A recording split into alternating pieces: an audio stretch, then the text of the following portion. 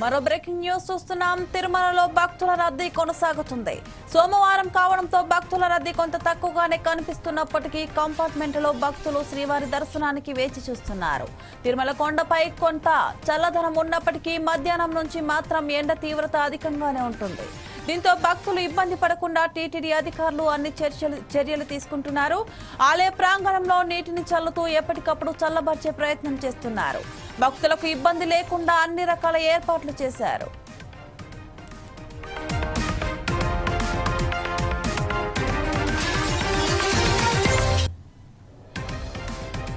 కంపార్ట్మెంట్లలో ఉన్న భక్తుల కోసం నిరంతరం మజ్జిగ, తాగునీరు, అన్న ప్రసాదాలను శ్రీవారి సేవకులు పంపిణీ చేస్తున్నారని టీటీడీ అధికారులు తెలిపారు.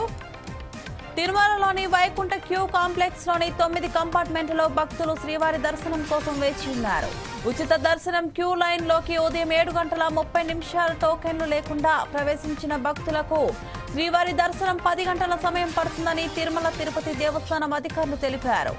టైం స్లాట్ దర్శనం భక్తులకు 4 గంటల సమయం పడుతుంది.